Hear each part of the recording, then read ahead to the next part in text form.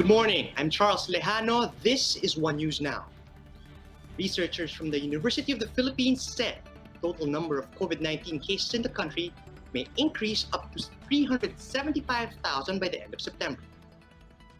In its latest case projection, the OCTA research team said over 100,000 additional coronavirus cases may be logged until month end. The research team noted the decreasing trend in the number of fresh cases in the metro in recent weeks. They also cited the low reproduction rate of new cases, as well as improving hospital utilization rates. But despite all indicators showing that the country is headed in the right direction in its COVID-19 response, the experts are saying that the public still has to be cautious. They added that the number of new cases may be declining, but we have yet to flatten the curve. Because of this, the OCTA team is not yet recommending a shift to MGCQ in Metro Manila. They said we have to continue what we're doing until the number of new cases is down to just double digits. Meanwhile, the OST Secretary Fortunato Dela Peña says the World Health Organization's Solidarity Trial for the coronavirus vaccine may start in October. Speaking on One News' The Chiefs, Dela Peña also announced that there are at least 5 independent companies looking to conduct clinical vaccine trials in the Philippines. However, the Secretary explained that it will take about 3 to 6 months before the WHO can roll out approved vaccines. This means that the earliest time to receive vaccines would be by the second quarter of 2021. Although for De La Peña, it's better to be safe than sorry. Ewan ko lang kung merong private company na mabilis at hindi na magdadaan sa clinical trial dito. Pero kung ako tatanungin, mas mahalaga, mas mabuting magdaan sa clinical trial sa Pilipinas para alam natin kung ano epekto sa Pilipino. Kasi ang bakuna pwede rin magkakaibang epekto sa iba't ibang ethnic groups.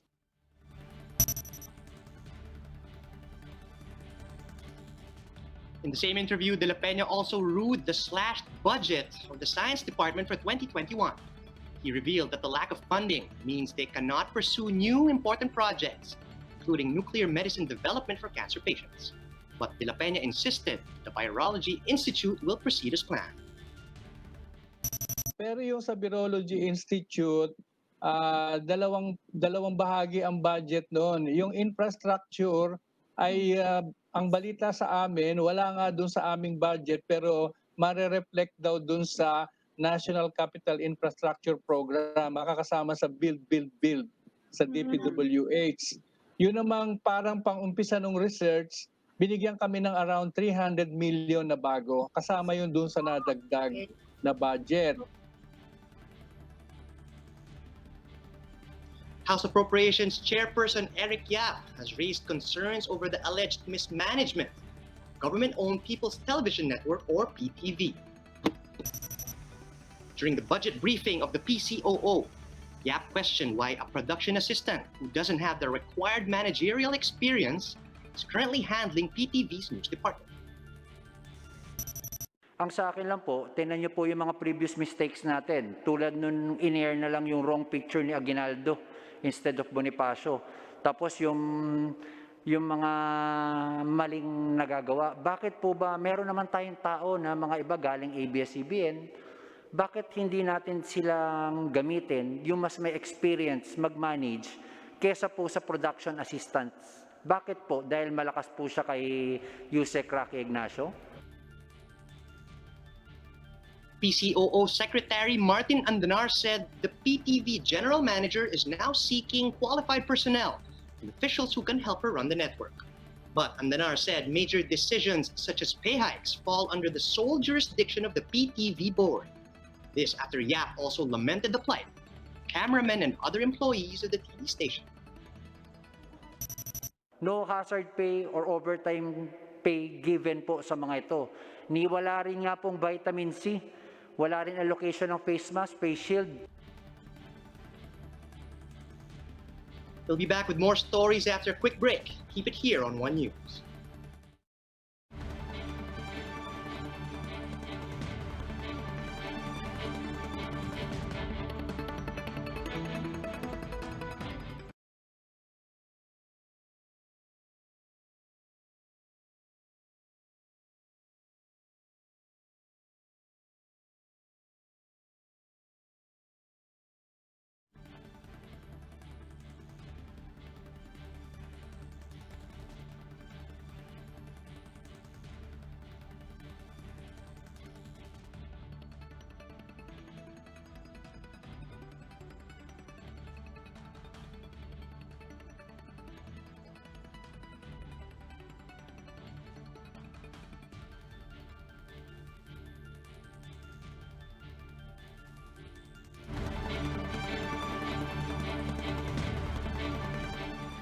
You're still watching One News Now. I'm Charles Lejano.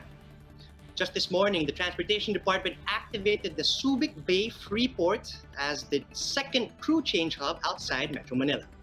Jenny Dongon is reporting to us live from Subic, Zambales to give us the latest details. Jenny, good morning. Tell us about this positive development for our seafarers.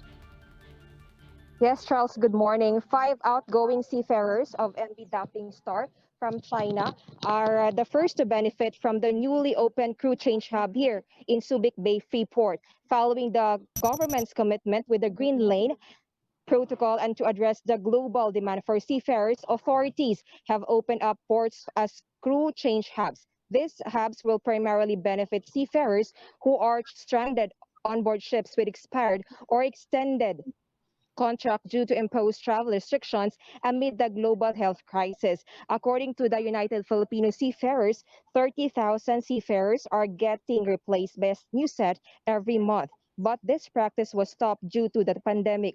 Over 80,000 Filipino seafarers are still stranded in their ships worldwide. That's why the Philippine government vowed to open more ports and to adhere to the IATF health protocols. All ports could have one-stop shop that provides RT-PCR testing booths, quarantine facilities, anchorage application, and customs and immigration procedures. As of the day, 3 crew change hubs have been activated by the Transport Department. The first one is in the Port of Manila, while the second one was opened last Saturday in the Port of Capinpin in Bataan. And in the coming months, the DOTr is eyeing to open the ports in Davao, Batangas, and Cebu for the seafarers. Charles. All right, thanks for that, Jenny. Let's track back a bit. Could you tell us where exactly the crew members of the MV Dapping Star were headed and how long were they at sea? Yes, Charles, this crew members is headed to China, but to how long they stay at the sea, we will find out later when the ship dock here in Subic Bay, Zambales. All right, Jenny, you mentioned a one-stop shop for seafarers. Is this available at the Subic Bay Freeport now? Yes, Charles, before the IATF allows the activation of Subic Freeport for crew change, one-stop shop should be in place. The process will be after the disembarkation of the seafarers. They will immediately proceed to the one-stop shop building here in Subic to undergo PCR testing, documentation, and while waiting for the result, they will temporarily stay at the quarantine facility. Charles. All right, thanks for that, Jenny. That was Jenny Dongon reporting live from Subic, Zambales. The Education Department will insist that classes resume on October 5 by hook or by crook. This despite several petitions calling on the agency to implement an academic freeze.